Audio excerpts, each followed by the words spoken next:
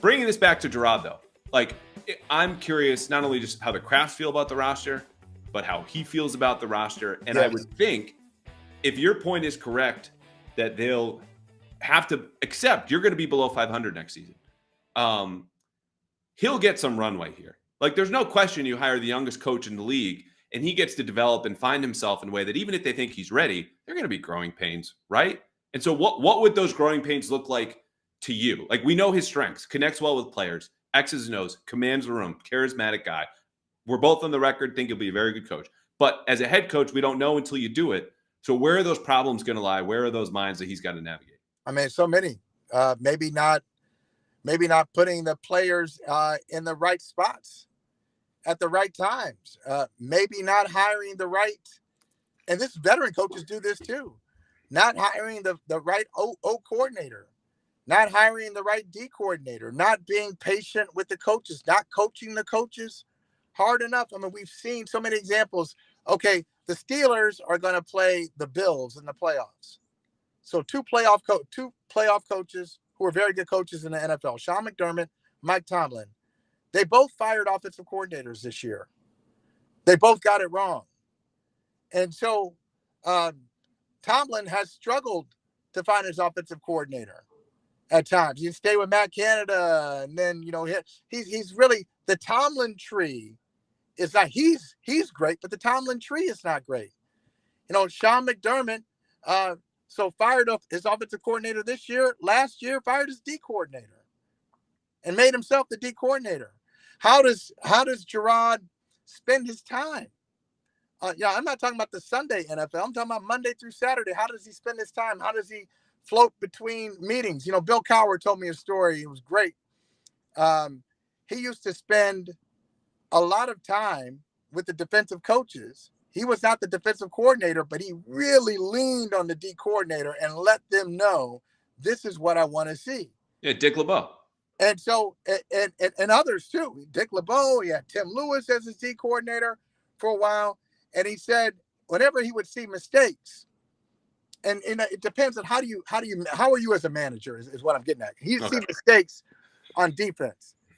And some of his coaches would be like, hey, we'll get that cleaned up. We'll get that cleaned up. And he would say, intentionally, I would stand up and say, this makes me sick.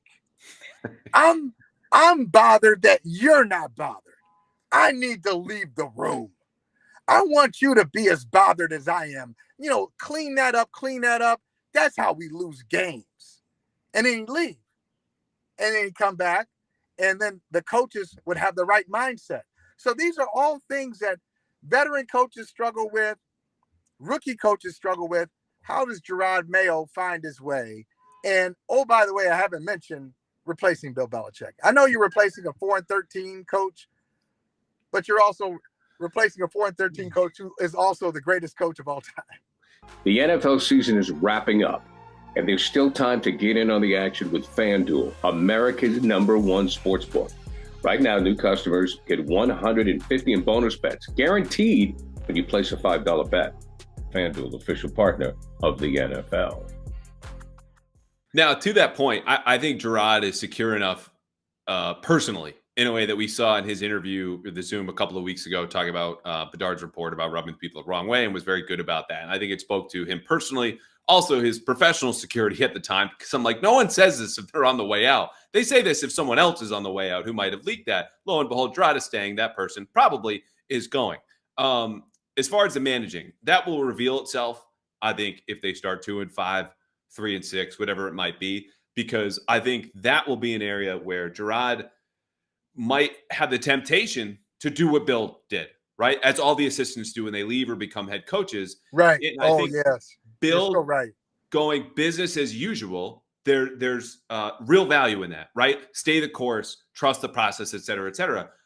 But he needs to be authentic through that. If he feels a need to change things up and trust that, because those are going to be the hard times. That's when the locker room frays or splits. And the locker room did not, aside from the quarterback situation this year and characters like Jack Jones and Trent Brown. So Bill kept that together because he had the credibility and the trust of the locker room. Jerod will have that at the start, but when guys are waffling and tilt towards Bill because he's still the greatest of all time, Where are they going to go at 3-6 if Jerod starts to act, I would say, out of character, which is a lot of projection here, right? But like, we know the season will be tough. The bottom line is, in those hard moments in a losing season, keeping a locker room together, how is he going to act in a way that no one can know until you're there? That's right. You don't know. You don't know. A guy who was recently married, you don't know what kind of husband you're going to be until you start. Yeah. And those who are, moms and dads out there, you don't know what kind of mom or dad you're going to be until you're on the job. There's no way to train for it. People can talk to you about it. Do this, do that. You're not ready. Nobody's ready. You're not ready in the way you think. There are certain things you prepare for, but there's certain things you cannot even imagine. You don't know the personality of the child. You don't know how you're going to respond in certain situations until you do it. So that is the great unknown. But I do want to say, Andrew, I hear a lot of people saying this. I know you do too. Oh, it's the old regime. Oh, hey, I got to get the old regime out of there. I got to get something totally new. Well, let's not so fast with that. Because if you have the opportunity, if you were drafted by the greatest and you got a chance to play for him and be on his coaching staff, that's not inherently bad. If a smart person, an observant person would say, all right, these 20 things he does are fantastic. I'm going to copy these. I would never talk to people like that. I would never handle discipline that way. I'm going to take out and I'm going to take the positives. I mean, that's who we all are. That's right. Like all of us, no matter. You are an amalgamation of you've seen and negativity you've seen. Now, some people don't even realize how much negativity, and they're repeating the behaviors of negative people. And so, yeah, you maybe need to purge that from your game. But if you're paying attention and you're around brilliant people, Bill Belichick's not all bad. He did a lot of bad stuff. But if he's the greatest of all time, he's the greatest of all time. So if my resume says I was on the coaching staff with the greatest, that's not bad. He did some bad things, but he did a lot of damn impressive things that you should copy. Right. Yeah. The first line of the stories yesterday, his obit, whatever the time comes, like what goes in the first paragraph? What is he about? What did they do? Bill Belichick, no question, greatest of all time. But I'm so glad you brought this up. I've taken way too much of your time that I promised, but we'll wrap here in a second on Mayo, because I think the people who are down on Mayo will say, oh, the Crafts are just running it back. This will stay in the family. Nothing's going to change. No.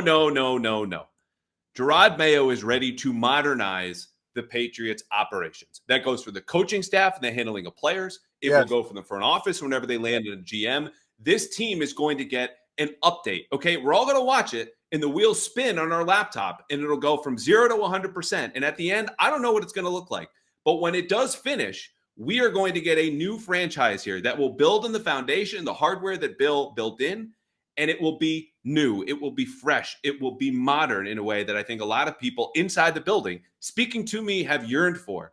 Jerod is the first step of that process. The wheel is now spinning. But there is a way to take the good of everything you just talked about with Bill and the structure and just liven things up and dust them off and put something new in. I think that's going to happen. The front office part is a bigger question mark, but I think Jerod is the guy to do that on the coaching side. I agree. All right, last one. Last one. Go ahead, because this. The audience doesn't know. I'm on this street. I'm not gonna tell you what street I'm on. I'm on the street, and my wife said, "You're gonna be at this appointment," and I said, "But I gotta talk to Andrew Callahan." Okay, you're gonna be at this. But you tell Andrew Callahan you got to be at this appointment. So I'm down the street from this appointment I got to be at. So go ahead. Okay. Last one. So I won't get in trouble. All right, now I lied, but we'll do two quick ones. We haven't talked about the offensive coordinator. I know your feelings about Bill O'Brien staying. I have said all along, just like I said all along, Jerod Mayo is most likely to become the head coach. Jerod Mayo is the head coach. Bill O'Brien, I believe, will stay as offensive coordinator. Okay. If it's not Bill O'Brien, who do you want or what do you want in that coach? Josh McDaniels. Okay. All right. He might be back as assistant head coach. It sounds like he might have an option to go to Atlanta. If not, he could stay here. I know he Yeah. has been, I'll put it, sniffing around for his yeah. next opportunity. And But that's yeah, been in New I York. mean, O'Brien, look, I know restrictions and all this stuff. It's just 13 points a game, man. It's I hear it. sorry. Listen, come on.